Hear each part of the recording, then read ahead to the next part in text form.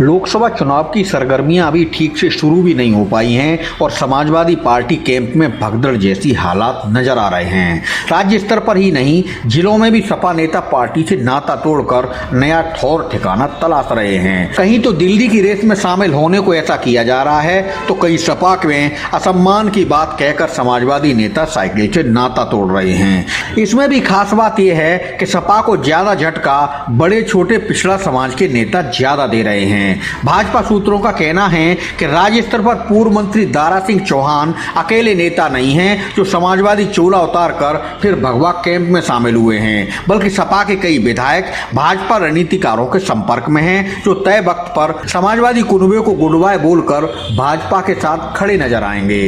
राज्य स्तर पर सपा को दो बड़े आघात भाजपा ने दिए हैं। एक तो मऊ जिले के कद्दावर पिछड़ा वर्ग के नेता दारा सिंह चौहान घोसी सीट से विधानसभा सदस्यता छोड़कर भाजपा के साथ आ गए हैं। वहीं सुहेलदेव भारतीय समाज पार्टी के मुखिया ओम प्रकाश राजभर भी सपा से अपनी चुनावी दोस्ती पर ब्रेक लगाकर भाजपा के नेतृत्व वाले एनडीए में शामिल हो गए हैं। सपा कैंप में भगदड़ की कुछ ऐसी कहानी बरेली जिले में भी नजर आ रही है, जहां कुछ दिन के अंदर पिछड़े समाज के कई नेताओं ने समाजवादी पार्टी को अलविदा कह दिया है। बरेली सपा के अंदर ऐसा घटनाक्रम तब देखने को मिला है जब समाजवादी पार्टी प्रमुख अखिलेश यादव ने कुछ ही दिन पहले जिले के समाजवादियों को लखनऊ बुलाकर लोकसभा चुनाव के लिए जोश भरने की कोशिश की थी। लखनऊ बैठक के तुरंत बाद बरेली सपा में समाजवादी नेता एक के बाद एक पार्टी से इस्तीफा देने में लग गए हैं, जिसकी वजह से पार्टी संगठन में हड़कंप मचा है। सपा संगठन में कई पदों पर रह चुके गोपाल कश्यप, डालचंद वाल्मीकि, जावेद वारसी,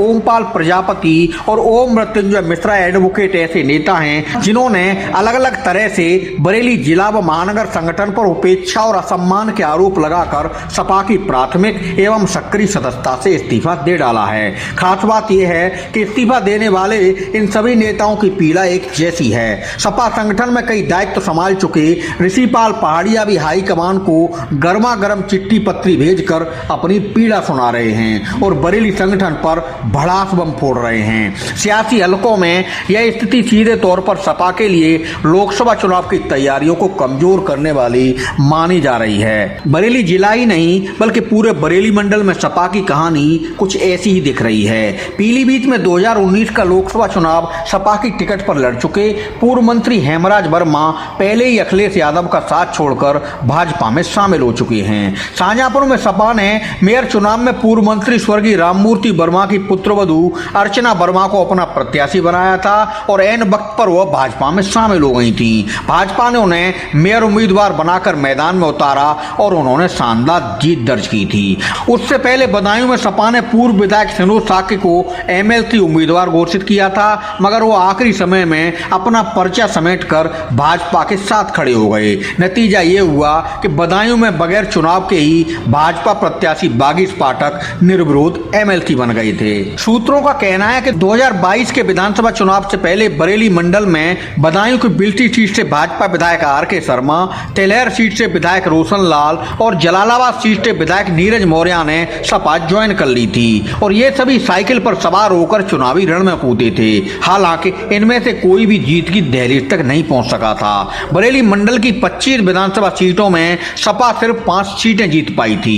शाहजहांपुर और पीलीभीत में सपा का डिब्बा गोल हो गया था, जबकि बरेली की 9 में से 2 तो बदायूं की 6 में से 3 पर ही सपा को जीत नसीब हुई थी। सपा के सामने अब चुनौती लोकसभा चुनाव की है, जिसमें पिछली बार उसे बसपा से गठबंधन के बाद भी महज राज्य के अंदर 5 सीटों पर सिमटना पड़ा था, जबकि बसपा 10 लोकसभा सीटों पर बाजी मारने में सफल रही थी। बाद में अखिलेश यादव और आजपा के इस्तीफे के चलते आजमगढ़ और रामपुर सीट पर उपचुनाव हुआ तो सपा को यहां भी हार का सामना करना पड़ा था। लोकसभा चुनाव से पहले सपा प्रमुख अखिलेश यादव अपनी समाजवादी सेना में जोश भरने के लिए काफी जोर जतन कर रहे हैं। साथ में वह पावरफुल भाजपा से मुकाबला करने को गैर भाजपाई दलों के साथ राष्ट्रीय गठबंधन में शामिल होने के प्रयास में भी लगे हैं। मगर यूपी में जिस तरह सपा कैंप में इस्तीफे पर इस्तीफे सामने आ रहे हैं, वह स्थिति पार्टी को भारी टेंशन में डालने वाली है। भाजपा की रणनीतिक चालों का अखिलेश आगे कैसे काउंटर करते हैं, इसे लेकर सियासी हलकों में सबकी निगाहें समाजवादी कैंप पर टिकी हैं।